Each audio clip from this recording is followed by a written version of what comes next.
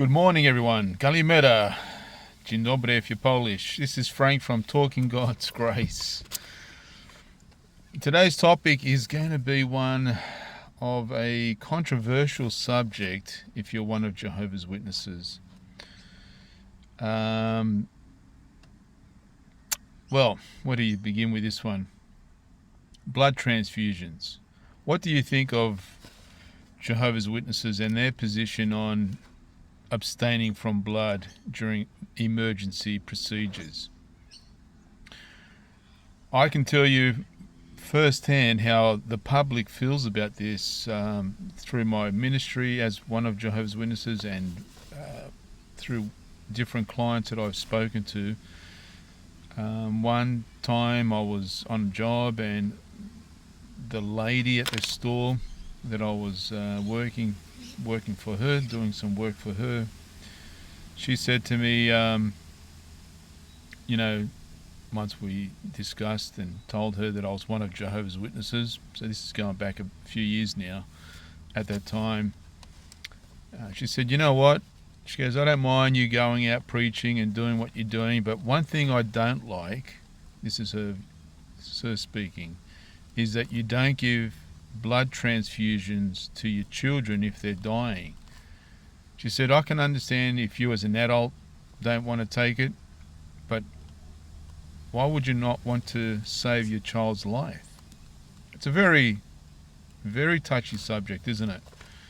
The problem, and I at the time, I tried to explain to her as one of Jehovah's Witnesses to say that we as Jehovah's Witnesses at that time, and this is the explanation I'll give you, is try to find the best medical treatment available, not by using different methods that don't require a blood transfusion. So we do care for our children, of course. Every Jehovah's Witness cares for their children and themselves. And they would find, and they would try and find surgeons and do operations that don't require a blood transfusion. And there are many who do that now, and I guess in a way, because of their position and their stance on this, a lot of doctors have had to re-educate themselves in regards to medical procedures without using blood. Okay, the problem is this, though. In saying that, the problem is this. Is it biblical? Because for them not taking a blood transfusion is based on the scripture in Acts 15:29, and how they've come to interpret that. So today's discussion is going to be, is Acts 15:29 prohibiting one from not taking a blood transfusion? How would you answer that? Well, it's a challenging task, really, when you're trying to interpret words that were written thousands of years ago in another language. If you have to look at the historical context, the language, and the cultural nuances to get a particular. If you're looking at a particular verse and you're sort of trying to put a modern application to it, that may not really, that doesn't seem to have any value or validation in its original purpose or reason why it was stated. The interpretation of Acts 15:29, particularly the phrase abstain from blood, is what we're talking about, has resulted in significant dilemma for Jehovah's Witnesses, that is the individuals, because the decisions that they make in the process regarding blood transfusions, and because for them the connection is a loss of salvation, loss of fellowship with God, because they've been told this is a command from God, from the governing body. And so what I'm hoping to do today is shed some light on the words from James what is the historical thought behind that, the cultural norms of the day in regards to blood eating or not, and was that used for a medical procedure or not, and how misinterpreted texts within an organization can hurt the members greatly. So understanding Acts 15. So this is the topic for today, guys. If you don't know me, my name is Frank. I'm a child of God. I'm a believer, a grace believer, and thoroughly teach on the grace message. I was a former Jehovah's Witness for 30 years, and I do talk on the subjects that pertain to some of the trouble in their interpretations of some of these texts. And today's one is no different. It is a very sensitive subject for many Jehovah's Witnesses, because some of them have lost their lives by refusing to take a blood transfusion. I won't go into if that could have happened or not happened regardless, but it is true that is the case. Understanding Acts chapter 15, you really got to go from the beginning. Acts chapter 15 verse 1, the problem was regarding the gospel.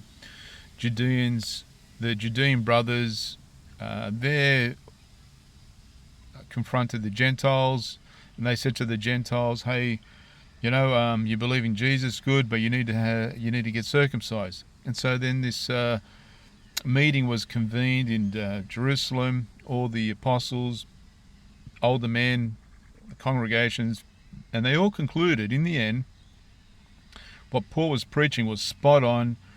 Peter agreed with it. They all agreed with it in one assembly. And then James, the brother of Jesus, sat back and said some words. And these words have been taken to be almost like supersedes the gospel and have become a command almost that people must follow. But James's point wasn't that, because remember, these Gentiles were just coming new. They were new on the scene, and they were being saved by grace alone. Right? Now the Jewish believers were still practicing some of the law, even though they were saved by grace alone as well. Now Jesus didn't stop them. He just introduced a gospel given to Paul, and then he talks about this, and then the debate was on. And then they realized, oh, okay, so it's grace alone then. It's always been grace alone, by the way, but this is the love of the Lord, right? He doesn't force us, to conform, but eventually his message gets out through the body of Christ. And Paul was a member of the body of Christ, and he received this revelation, and it made sense to everybody, and they all agreed with it. So therefore, that's what they did. But James is a little bit switched on. He realizes, hey, a lot of us are still struggling with some of this freedom, right, that the grace message brings. And some of us are still a little bit stuck with some of these traditions, and we may be sensitive to these traditional Jewish way of life, right? And still might like to keep them and would like that. And so James's words in Acts 15, specifically from 21 on to about 29, he lays out some things which they all agree on. Paul agrees with it. The brothers and sisters agree that what James says makes sense. It's sensible. What does he say? Well, partly he says this. I'm not going to read the whole lot.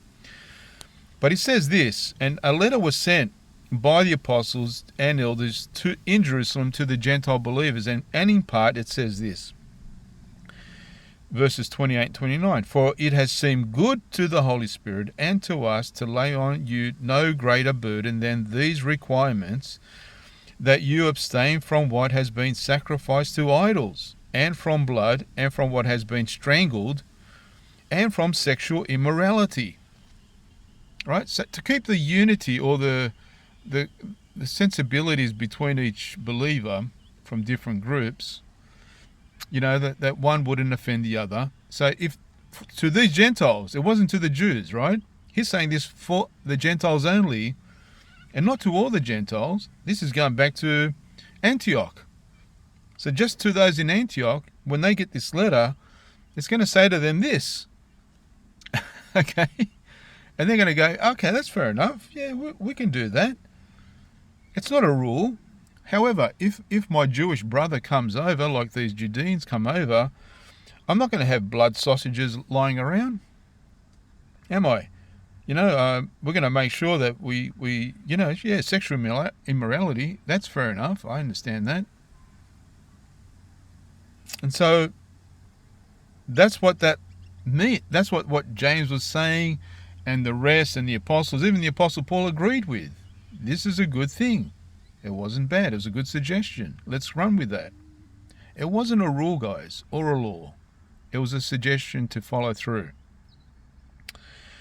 Now, scholars and biblical commentators have debated on the precise meaning of Acts 15:29. Some argue that the prohibition on blood consumption was a temporary directive to avoid offending Jewish believers, as consuming blood was strictly forbidden in the Old Testament.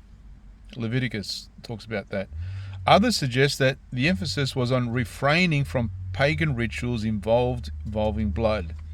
The consensus among many biblical scholars is that the intent was not to address medical procedures such as blood transfusion.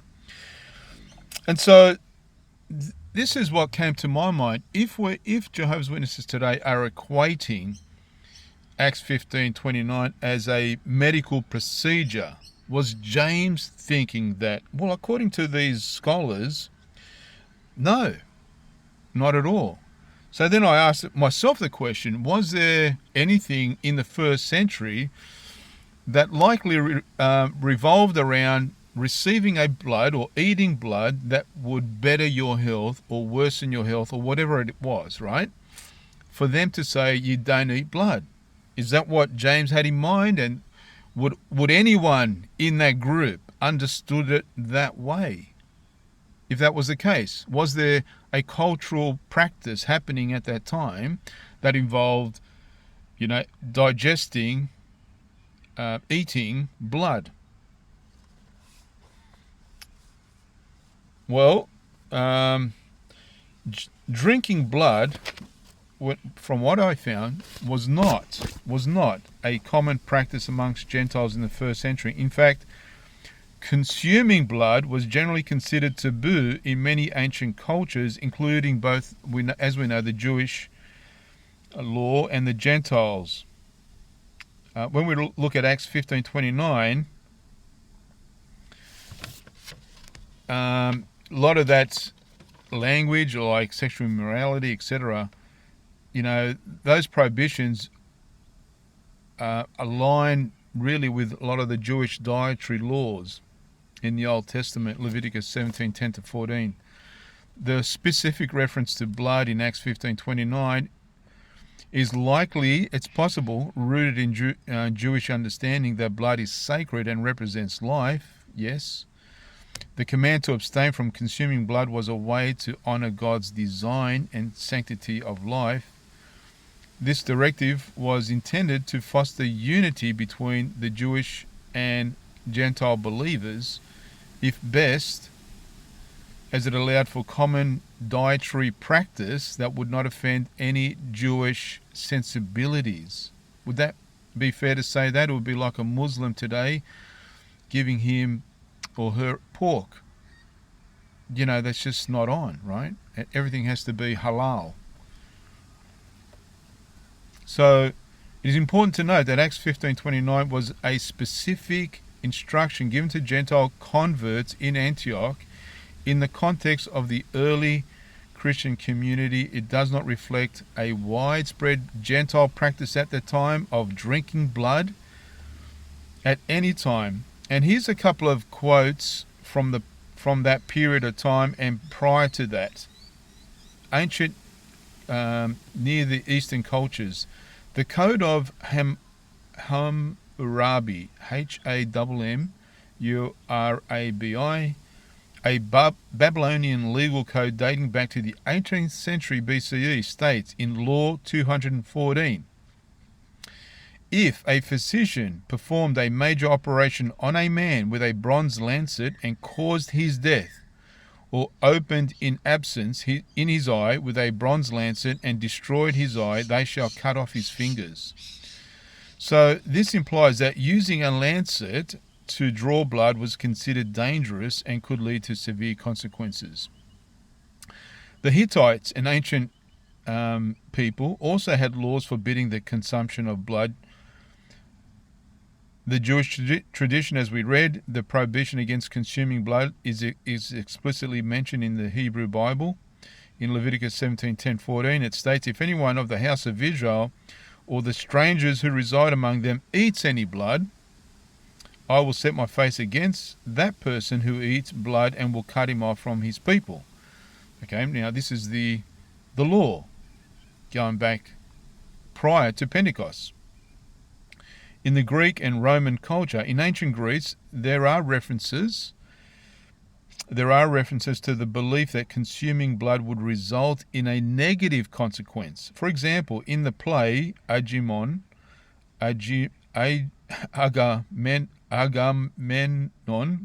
by Aeschylus, the character Clytemnestra drinks the blood of Agamemnon after she kills him, and this act is seen as an abomination. For also Roman writer Pliny the Elder, in his work Natural History, mentions the Romans' aversion to consuming blood, stating that the Romans believed it to be poisonous.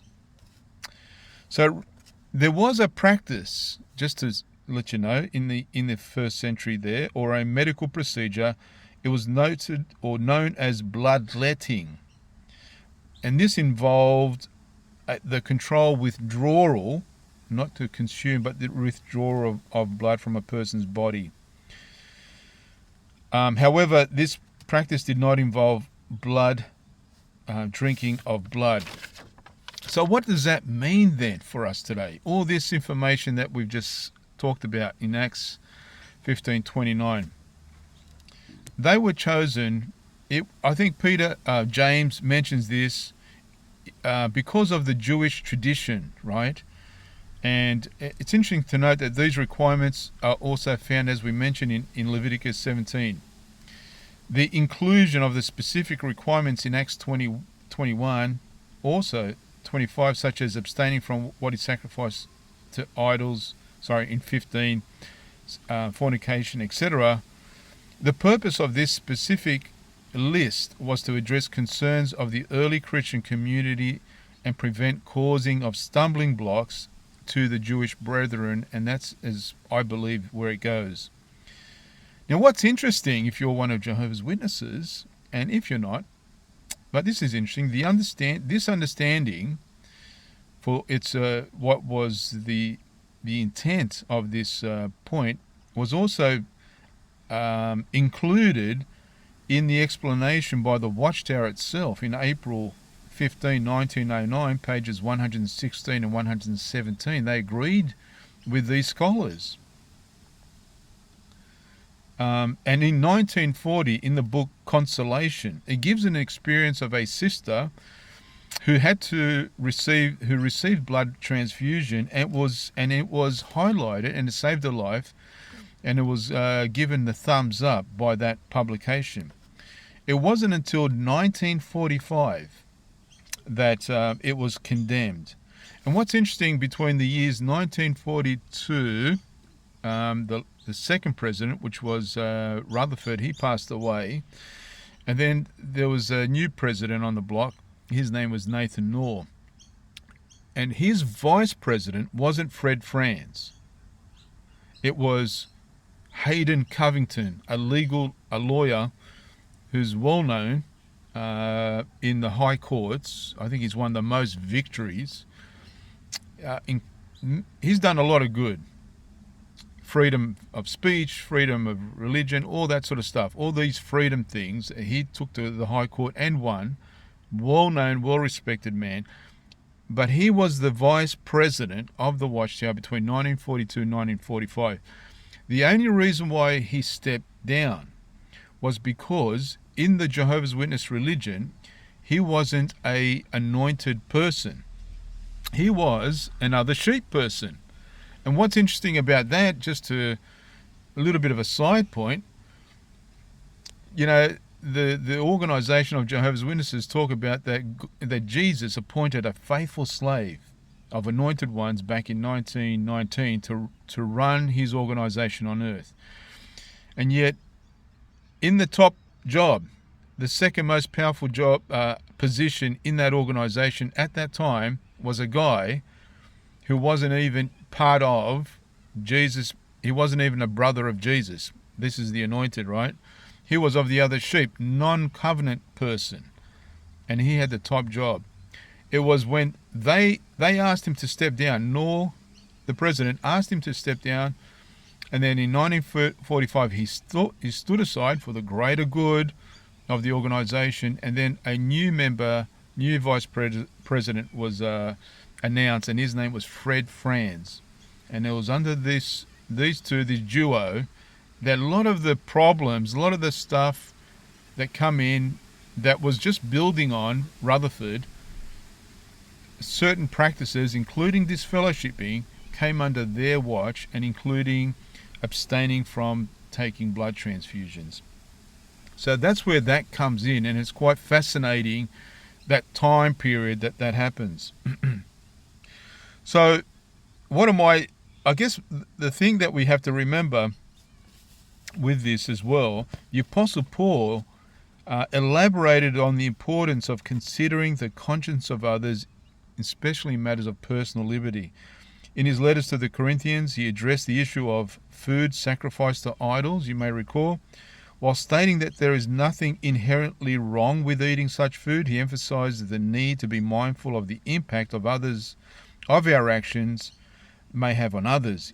For example, in 1 Corinthians chapter 8, verses 9 to 13, and I think 1 Corinthians chapter 10. Paul writes about not causing a brother to stumble by exercising one's freedom in the way that could be perceived as offensive or harmful.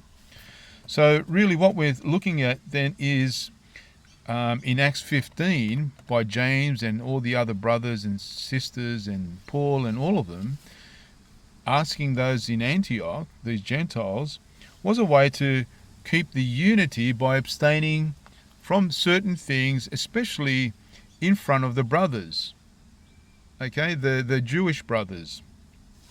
So this recommendation to abstain from certain practices, including blood, was motivated by the desire to prevent offense and promote harmony within the Christian brotherhood. So the consequences, I believe, of this misinterpretation of Acts 15:29 by the governing body of Jehovah's Witnesses has profound implications for the individuals making decision-makings, especially with regards to medical procedures.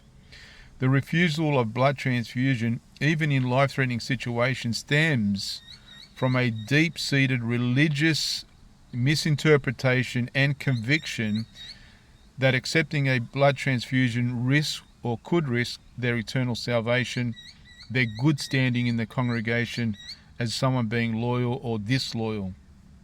So this has led to instances where individuals and their children have suffered severe health consequences or even lost their lives due to the refusal of necessary medical intervention. So as regards, I believe, the dialogue should now turn to more of this medical procedure of not accepting blood transfusions should just be seen as that, as it be like vaccines. Should you or should not you not take a vaccine? Be the same way, right? There's no biblical precedence for it, and there's no biblical precedence for refusing a blood transfusion. It should just be put under a personal choice, a conscious matter. Should I or shouldn't I? Well, you make up your own mind. It shouldn't be based on a biblical text that has nothing, absolutely nothing to do with anything. You need, as an individual, weigh up the pros and cons, and then you decide, as an individual, if taking a blood transfusion or not is something that you would want. You know, there are a lot of people who aren't Jehovah's Witnesses who don't take blood transfusions. There's a lot of people who refuse taking vaccines for whatever reason. I'm not going into any conspiracy theories or anything like that. This is just normal. There's a lot of people who prefer natural medicine over prescribed medicine. But then there are people who like to mix both. But friends, it's got nothing to do with the Bible, right? That account in Acts 15, those words have got absolutely nothing to do with medical procedures. It's nowhere. This is not what James was sitting back going, yeah, that, you know what? This is happening around the neighborhood in Rome and Antioch, right? And, you know, maybe that's something that they need to think about as well, right? You know, not taking blood.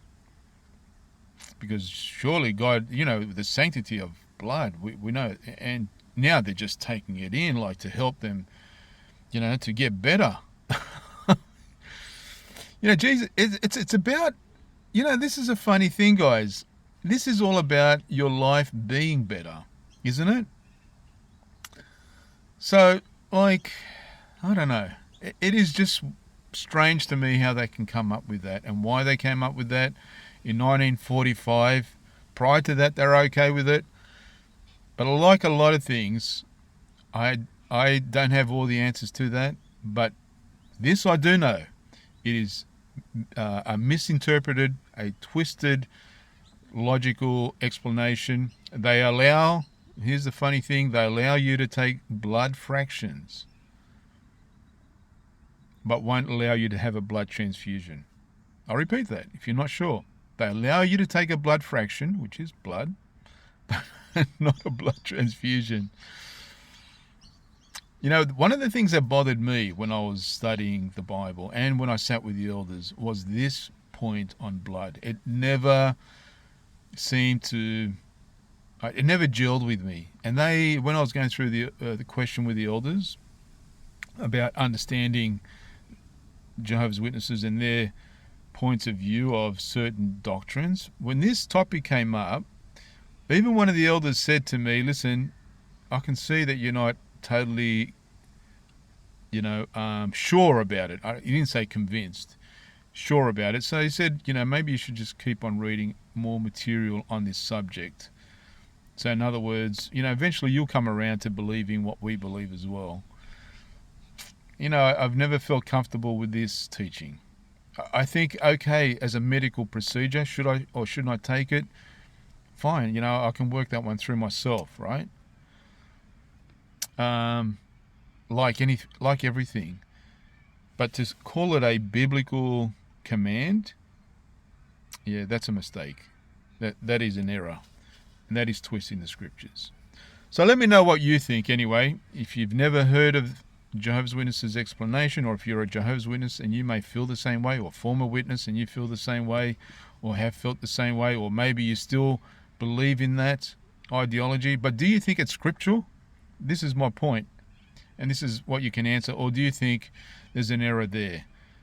That James's words and the agreement of all the brothers and sisters really was on more about keeping the peace and being conscious of other people, as opposed to a medical procedure where you don't find any, you know, you don't find anything in the ancient world that they did this. Not that they didn't, you know, eat blood from sausages and stuff like that was strangled or put up for worship. Okay, but it wasn't for the purpose of preserving your life. Maybe it was for the filling the stomach, right, with some food. Other than that, anyway, let me know what you think. More importantly, if you want to make a comment. Thanks, guys. Take care. See you later.